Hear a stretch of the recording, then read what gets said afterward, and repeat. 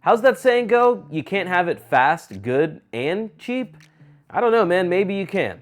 Tamron 70-180 version 2 is readily available to buy at a number of retailers, so you can probably have it pretty fast.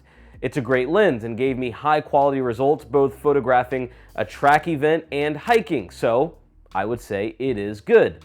And it's $500 cheaper than Sony's 70-200 f4 Mark II and $1,600 cheaper than their f2.8 G Master. So relatively, it is cheap. Oh, and it's super lightweight with a 67mm filter thread, so it's among the smallest of the lenses that I just mentioned, just narrowly losing to Sony's f4 by less than 60 grams. So, depending on your type of photography or videography, your income, and what you need a telephoto lens for, this should be a serious contender for anyone in the market for a bit of a longer lens.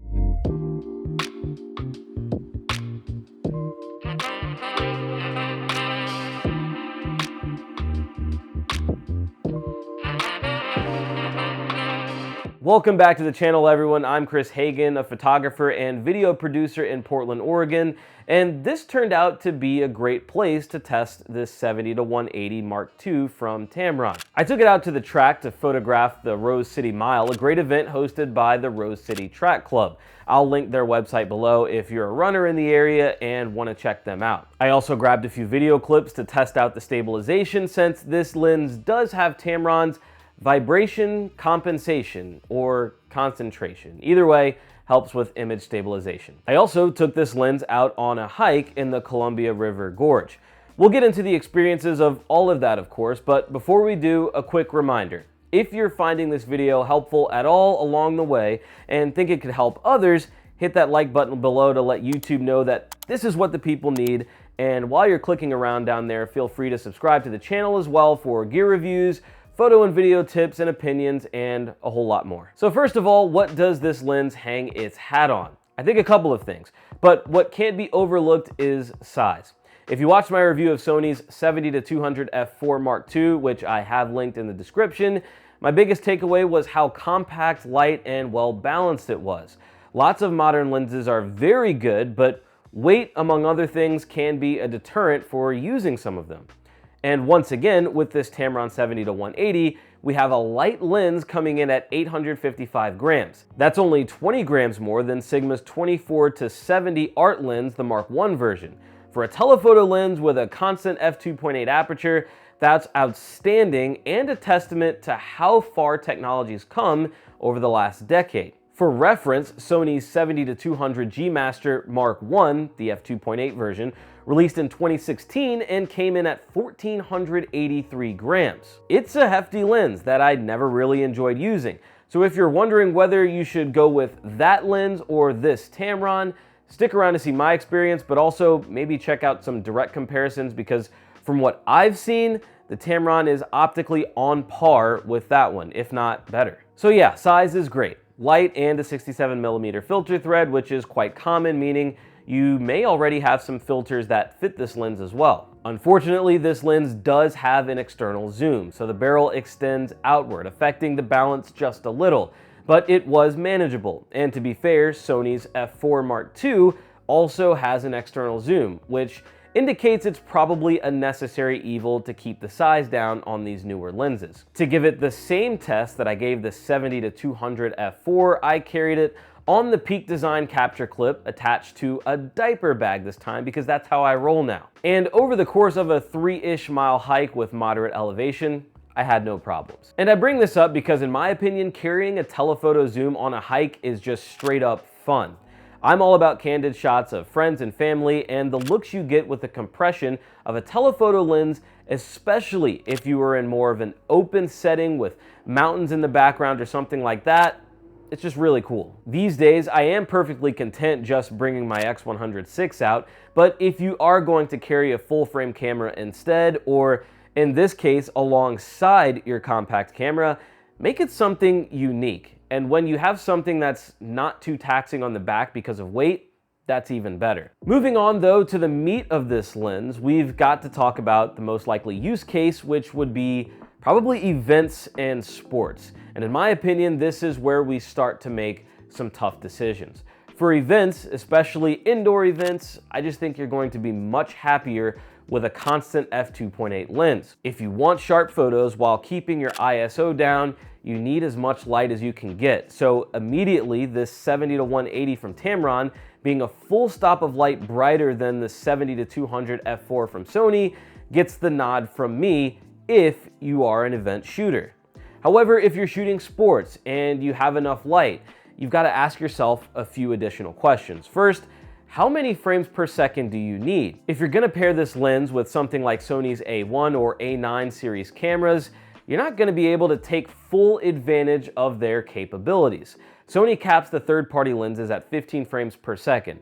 With Sony's latest 70-200s, you're capable of not just shooting at 30 frames per second with the A1, but you can take advantage of the A9 Mark III's 120 frames per second. But also, if you're using those high-end flagship level cameras, shooting fast action is probably your full-time money-making job. So are you even looking at this Tamron 70-180? Well, maybe not, but for someone like me that does a little bit of this and a little bit of that when it comes to weddings and sports, events, documentary filmmaking, and talking head videos, well, I think the Tamron does just fine for me.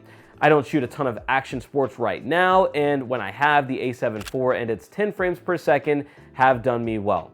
So I don't have a need, nor do I really want to pay $2,800 for Sony's G Master when I could have this at less than half the price. But what am I losing for saving on that price? Surely I'm missing out on autofocus tracking ability or image quality, right? Actually, I don't think so. I mean, maybe if we torture tested this with Sony's top-end G Master side by side, you start to see some differences. But I really like the images, and so did the client, that I got from the Rose City Mile, both straight out of camera and with some small edits. And while shooting, there were many instances where I was able to snap off 11, 13, 14, up to 30 consecutive frames where the focus tracked quite well. And I can't ask for much more from a budget telephoto lens and a camera that wasn't really designed for too much sports shooting like its more expensive big brothers. Also worth noting, if you're someone that keeps an eye on their ISO and doesn't like to go higher than a specific number, we can see the differences between what it looks like shooting at f4 versus f2.8. I had similar weather testing the Tamron here in Portland as I did with Sony's 70-200 f4 Mark II in Eugene, Oregon during a marathon. It was mostly overcast, and shooting around the same shutter speed, about 1/1250, with Tamron's f2.8 telephoto, my ISO sat around 400 at most when shooting wide open. When we compare it to the f4 from Sony, my ISO was around 1000 or a little more. It's not an earth-shattering huge difference, but it's a good example of the difference between the two in terms of light gathering. And if we're talking about going indoors, that could be the difference between shooting at, say, ISO 2000 or having to push it up to 6400 or more, where you'll start to introduce more noticeable noise. That f2.8 also just gives a little bit more background separation. It's not as noticeable when you're zoomed all the way into the subject, but certainly at 70 millimeters, you get that pop from the background that just goes a long way. As for video, I didn't shoot too much, but the bit I did was about as good of a test as I could ask for. Someone brought their dog out to the event and began playing fetch on the football field. Well, as you could understand, there's nothing quite as unpredictable as a dog chasing around a ball launched into the air. And I thought the stabilization as well as the autofocus did a good job of keeping up. And given those results, I just don't think you'd have that much trouble shooting handheld with this lens and getting stable, very usable footage, especially if you're gonna add any stabilization on top of it in post. But I guess the elephant in the room is, at least to some people, what's the difference between 180 millimeters on the long end for Tamron and 200 millimeters on the long end for Sony's offerings? I see it as, do you miss what you don't know? Like, if you were shooting with these lenses side by side and going back and forth, you'd probably start to notice what you're missing out on with those 20 millimeters unavailable to you on the 70-180. But isolated, I honestly did not miss it. And especially if you don't mind cropping in a little bit and you're shooting with something that has a lot of megapixels, or if you don't mind going into the APS-C mode, there are always ways to make up for what you're missing at the end of the zoom range. After all, on the telephoto side of things, the difference of 20 millimeters isn't as big as you think. The difference between 20 and 40 millimeters on the wide end is much bigger than the difference between 180 and 200. So after all of that said, what do I think?